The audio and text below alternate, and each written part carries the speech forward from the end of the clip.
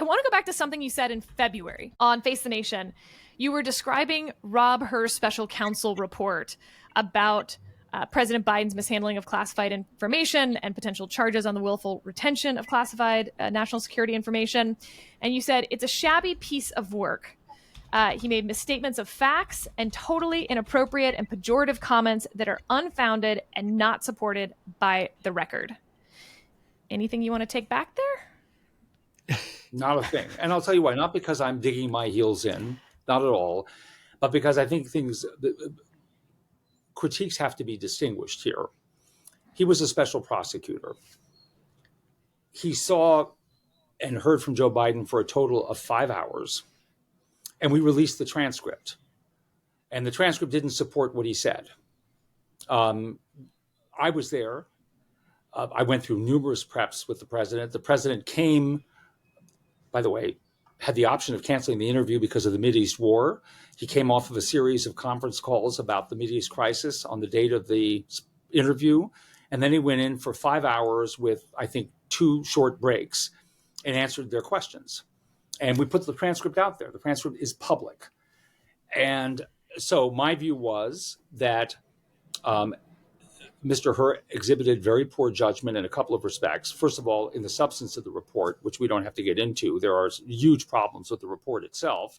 But at the end of the day, I was relieved that he reached the only conclusion that I thought the law provided for, which was that there was no evidence to support, in my view, the judgment that President Biden had violated any of the statutes that were under scrutiny there that were being applied and examined.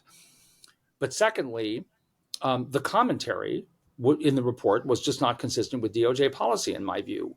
He had no basis upon which to say what he said, and I think the transcript underscored it. If there's a separate debate about whether a president should serve from 81 to 85 or 86, a separate debate about whether President Biden is too old, to run for re-election, that's a separate debate.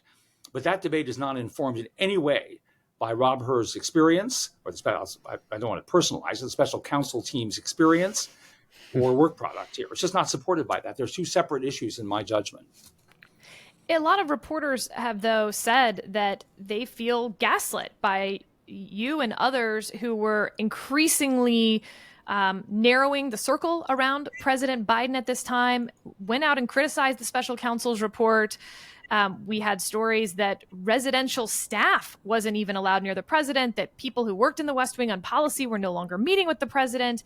And then we have this debate. And for a lot of those reporters, they feel like the debate vindicated Rob Hur's assessment that Joe Biden was a well-intentioned elderly man with a poor memory, and that a jury, seeing the guy that we saw at that debate stage trying to defend himself as to why he was telling his ghostwriter that he had classified material in his basement that he was going to allow the ghostwriter to review, that him saying, I don't remember doing that, would be really believable to a jury. And that's why he was including that information.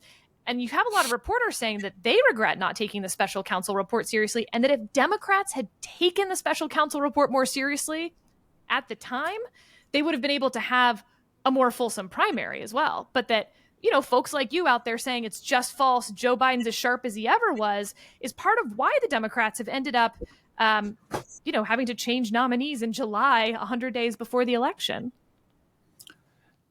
There's a lot there. Let me see if I can take a couple of pieces. Take as much time as you need.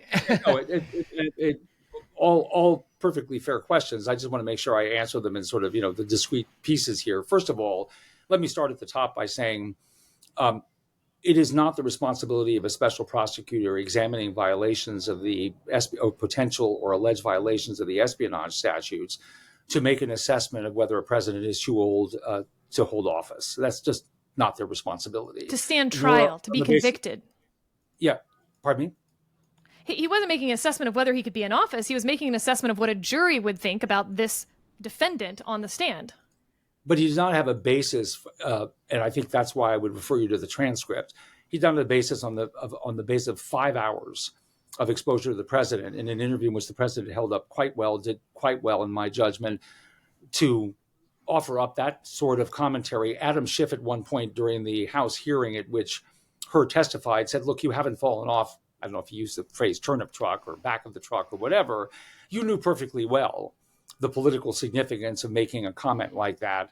And that was not a comment that was well supported or appropriate for someone in your position. And I agree with the congressman about that. I think that's quite right. I just don't think that exhibited the kind of restraint and, frankly, fidelity to DOJ policy that I would have expected from the special counsel team. So that's the first point. Secondly, I have to tell you the idea. I'm a lawyer. I'm in private practice, right? I'm a law professor. That's my day job. I have a handful of legal responsibilities outside of that. I represent some clients, one of whom happens to be the president. And so I can't speak to what happens day in and day out in the West Wing. Flex. But I can, pardon me? I said that's what the kids would call these days a flex. That's like yeah. Yeah. But I have a few clients. One's the president. Yeah, it is. I call them legacy clients. When I went full time onto the faculty at NYU, I decided, look, I'm going to stick with the ones I'm really close to. It's just a handful, and he was one of them. I did not know at the time he was going to run for president. I didn't know at the time that he was going to win, and I've been privileged to represent him. But I will say this. I've been in and out of the West Wing, and I know people well in the West Wing. This notion that he didn't interact with policy people is complete fiction. I took him through multiple, in my lawyering capacity, preps for the interview, and they were very good preps in which we dealt with a significant amount of information, and the president was as good a client in those circumstances, absorbing the information as I could have hoped for. And I thought he did very well in the interview, and I think the transcript supports that. So I think a lot of this has gotten very, very hyped up. I want to separate that out from what people's reasonable beliefs may be. I think they may reasonably conclude that somebody his age shouldn't be president. They may reasonably conclude that, he's too old for or to be president for another 4 years, that he's too old to run for re-election. Some people held that belief. That's a perfectly reasonable belief that he is, in fact, the age that he is.